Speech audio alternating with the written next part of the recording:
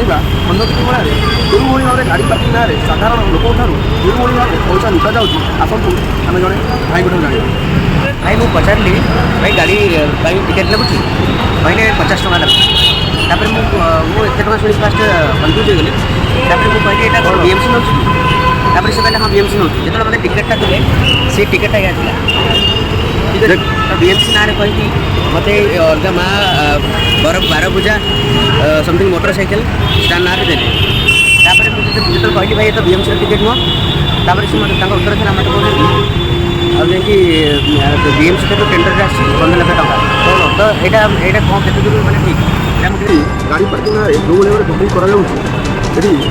सरकार बीजेपी सरकार सब गोटे डबल इंजिन सरकार ये प्रशासन करुँच